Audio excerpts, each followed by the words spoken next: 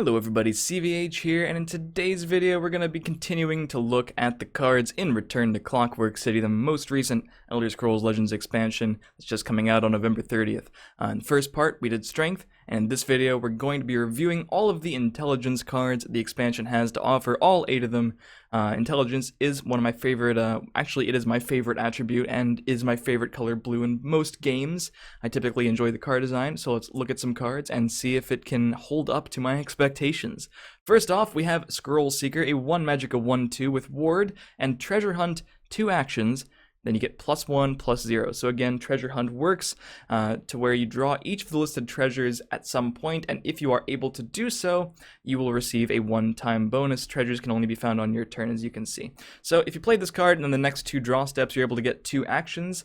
Eventually, this card will get a +1 boost, and it'll be a 1-cost 2/2 with Ward, which is obviously crazy. If you can get that boost, you're going to be looking at a 1 Magicka version of Windkeep Spellsword, which is one of the most powerful early creatures in all of Legends.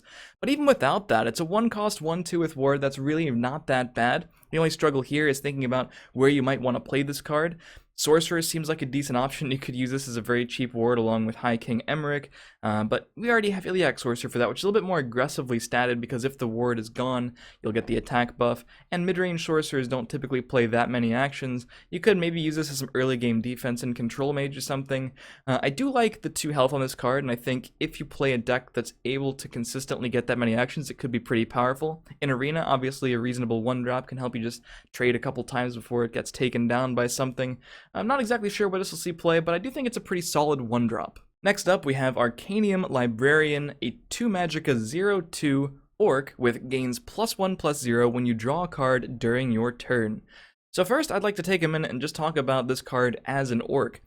Orc decks you traditionally see just in Warrior, Strength and Endurance, Red and Purple, because every single Orc currently in Legends, at least before this set was released, is in those 2 attributes.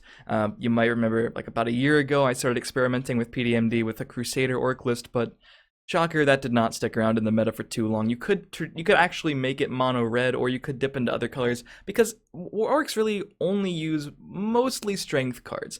For the warrior versions, you typically just want to use those because you're playing Dragontail Saviors and Militant Chieftains and Sower of Revenge. Dragontail and Militant Chieftain being the Orcs among them, Sower just being a good support card. So the opportunity is there if Orcs get any reason to want to branch off into a different attribute. That could potentially work because the bulk of Orcs is in Strength, Red. But Arcaneum Librarian doesn't really strike me as too good of an aggressive card, as you could probably tell from it having a base 0 attack. And Orcs really aren't drawing too many cards. So this card, as a snowbally, dangerous card that your opponent's going to want to answer early, doesn't really fit the bill. Traditionally, I think Dragontail Saver is going to be a more powerful 2-cost in Orcs, where you just want to play something and attack with it for a decent amount of damage on the following turn. So we have to think about where you could possibly play this card to take advantage of it. There are some decks that do draw just a ton of cards that you might be considering playing Arcaneum Librarian in. Item Sorcerer, Item Battle Mage, those decks use the Master of Arms combos to just draw tons. You could be playing a Battle Mage deck with Hit and Run or something. On first glance, I'm not sure if any consistent decks, or any decks, can draw that much consistently to make this card too viable, and will this card even be that threatening to where you wouldn't rather just play something else that goes along with your strategy? I'm not totally sure. I don't think by itself this would convince anyone to play a Battle Mage version of Orcs either, but down the line, if they do branch off into more different attributes or give us more reasons to play in a Battle Mage version of Orcs, I wouldn't mind using Lightning Bolt in Orcs. Could be a thing, I just don't think this card quite gets us there. For the first item of this set review for Intelligence, we have Throne Aligned, a 2 Magicka item with Guard, +3/+3, and on Summon, you shackle the Wielder. So you're attaching this to one of your guys, making it bigger, giving it Guard, and also not making it able to ever attack again if that were something it could do previously. I think this card is pretty interesting. Obviously, it's not an aggressive item because you're not going to be able to attack with whatever you're playing Throne Aligned on, unless you're playing Dress Renegade, the 4-cost 4/4 that makes all of your other creatures immune to shackles. So if you can play something out there, throw an aligned it, make it annoying for your opponent to deal with, and then drop a Dress Renegade, you might just have a slightly larger attacker. The stats aren't amazing, but they are really good for a 2-cost item, and Guard itself could be pretty annoying as well. This could definitely be annoying in Arena, but even against aggro decks, if you're able to play, let's just use an example that's on the screen already. Let's say you play Scroll Seeker, a 1-cost 1/2 with Ward against your aggro opponent, they ignore it, and then you follow it up with a 2-cost Throne Aligned. You've invested 3 Magicka and 2 cards to make a 4/5 Ward and Guard. If you're playing a very specific type of aggressive deck, that could be obnoxious. Maybe it's not necessarily too constructed viable, but in Arena I could definitely see that going on. And if you are playing Dress Renegades, I wish there were more ways to remove Shackle from your own guys without silencing them, because if you silence them, they'll lose the stat buff as well from Throne Aligned. But I think this card is an interesting card moving forward. Not sure how much play it'll see initially, but I like it. Moving on to our first action of today's intelligence review, we have Excavate, 3 Magicka, blue action with draw an item or support from your discard pile. On first glance, I think this is the card we've talked about so far that is likely to see the most play. Even if it doesn't, this is definitely a mechanic that people have been asking for a long time in Legends, just the ability to get supports back from your discard pile. For decks like Support Control Mage, want to play a lot of unique supports like Orb of Vermina, Goldbrand, Wabbajack in some of them, College of Winterhold, all these high-value, potentially supports that just get answered by a single Shadowfen Priest or Dushnik Yal Archer or Vicious Drake. It can be very annoying to play that kind of deck, and just finally draw your supports, have the Cauldron Keeper and the Tower Alchemist ready to go, and then you just have no way to get that support back. You also know that you have to hold on to that last charge of the support until you draw Tower Alchemist, because once it's gone, it's really gone in those decks. There's no way, you can't even use Journey to Sovngarde and shuffle them back into your deck. They're just gone. The uses are completely over, except if you're able to play a copy or 2 of Excavate for those utility pulls back from your discard pile. If you want more Goldbrand activations than it was dealt with the first time, this could be the card for those decks. It works on items too, obviously we can't discount that. In a pinch you can get back a Tome of Alteration you got off of a Daggerfall Mage. I'm not so sure about this card in item decks in particular, because those decks, the combo versions at least that I've been traditionally playing that seem the best to me, they typically do play 3 copies of all the items they want. None of them are insanely high value, except when you get them back from Master of Arms, which is really the way you want to be returning items in those decks. So items already has a great way to get those items back from the discard pile in its main combo card, Master of Arms. Supports didn't have anything of the sort, and now they do, so I expect this card to see play in those styles of decks. Next up is another action, Reverberating Strike, 3 Magicka, deal 3 damage to a creature and all enemy creatures with the same name. As I mentioned in the strength review, this is one of the cards, the first one we've talked about today actually, that I did talk about in one of the first impressions videos, so I've already sort of given my take on this card. Essentially, I think it is a better and or worse Crushing Blow.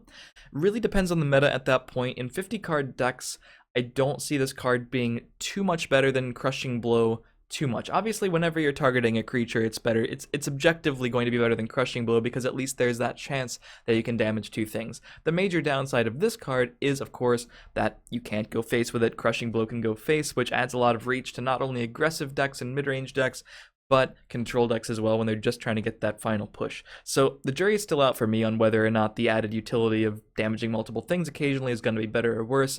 Could be great against token strategies when they get double 5th Legion Trainer or something out like that, or just a billion little scouting patrol Imperial grunts. Your opponent has a Divine for a route, you really don't want them to play multiple things, they drop an Imperial Reinforcements. All of a sudden you can just Reverberating Strike all of your problems away, but at that point maybe just Ice Storm is better. I'm not sure if this card will fit in those control decks, but it is another option. If you're looking to just pack the actions on for a Stealer of Secrets OTK deck, this is another viable option for sure. Kinda meta dependent, I think it's a little bit worse than Crushing Blow, but still fairly playable. Shulk Fabricant is next. This is the Fabricant in Intelligence that gets buffed with a neutral card in play. It looks like there's 1 for each attribute. A 3 Magicka 2/4 with Guard, already kind of reasonable stats. And Summon, if you have a neutral card in play, put a random action into your hand. Okay. So, of course, of all the cards in Return to Clockwork City, I'd have to say this would be my least favorite design, but I'd like to give credit where credit is due. I think overall, the cards in this expansion have done a really good job of staying away from Hearthstone land than the Heroes of Skyrim did. Sorry, the RNG just makes me not even able to talk sometimes. But Heroes of Skyrim had what I would call a fair amount of pretty questionable cards for a game that has actually actively advertised as not RNG dependent. Like pre-nerf Echo of Akatosh, pre-nerf Bringer of Nightmares. Notice that these cards have been getting nerfed at least, so there is that. Revealing the Unseen, Elder Gleam Matron, Battle Mage's Onslaught. Suffice to say, I wasn't a huge fan of a lot of those cards. And Shulk Fabricant brings back some of that RNG wackiness with the Telvanni Arcanist effect, just putting a random action into your hand. Of course, this does have better stats than Telvanni, I would say. A 2-4 with guard is better than a 3-2 vanilla, I would say, for 3. It does also come with a stipulation. You're only getting the stats in the guard unless you already have a neutral card in play.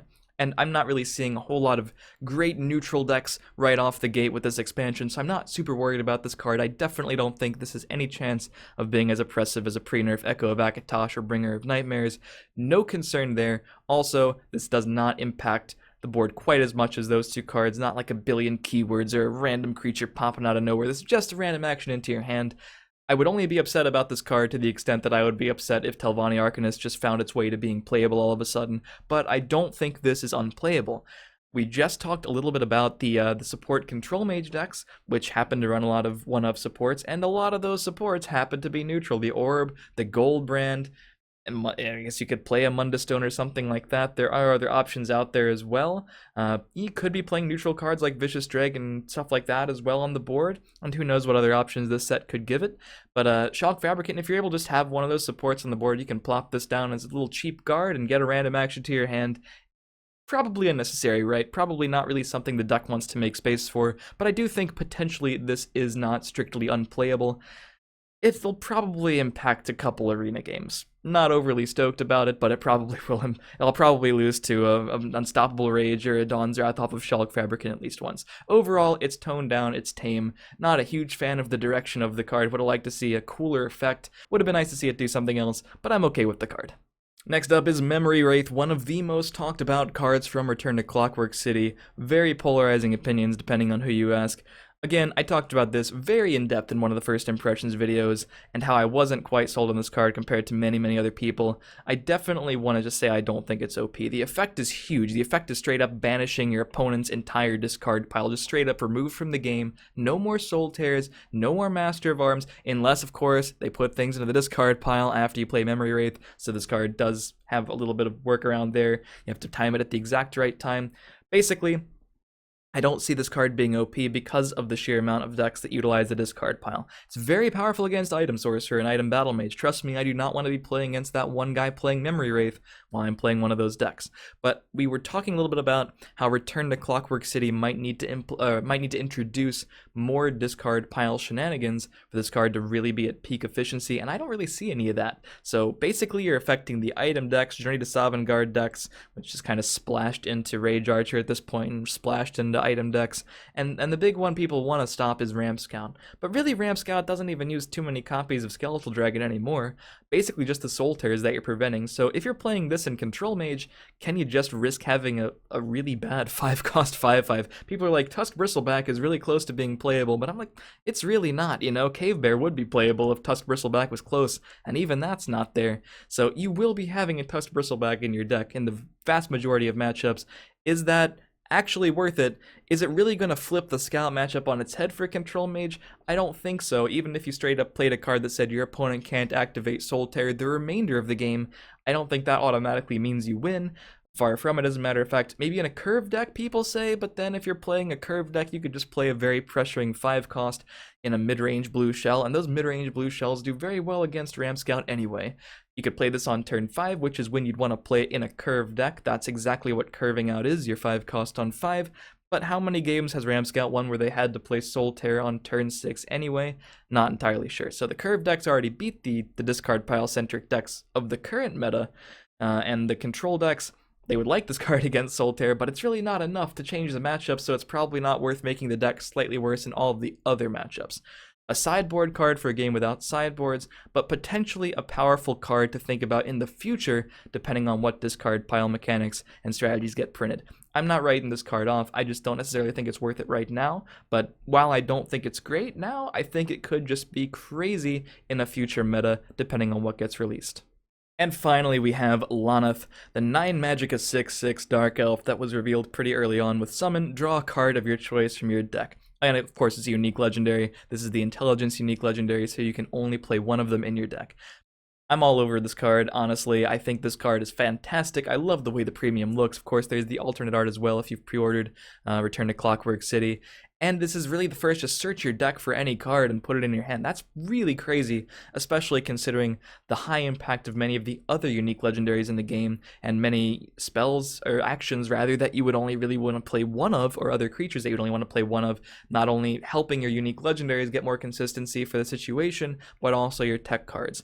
The only reason I could think for this not being an immediate inclusion in the slow blue decks like Control Mage or Control Sorcerer or what have you, the only reason I could see for that happening is if the meta just speeds up to the point where this card is just dead in your hand in the vast majority of matchups. In the late game, this card is just super value, right? It's a 9 magic, a 6/6. In the context of a control versus control game, that's actually pretty large. That does trade with a Manticore that's just sitting on the board and attack over most things, and can help you apply a bit of pressure in the super late game. And of course, the effect is where this card shines, just looking through your deck, getting whatever's right for the situation, and setting up for the future turn. So I think this card is great. Love the card design as someone who does love control decks, and I'm looking forward to seeing it being played. But of course, these are just my opinions, so as always, if you have any thoughts on the cards we talked about today, feel free to leave a comment and let me know what you think. Let me know if you think I missed anything and where you're excited to play all of these cards once we get Return to Clockwork City, depending on if I've posted this before or after the official release. Hopefully you guys have enjoyed. As always, if you did, feel free to leave a like and stay subscribed for more Legends videos. Follow my stream in the description, and I'll see you next time.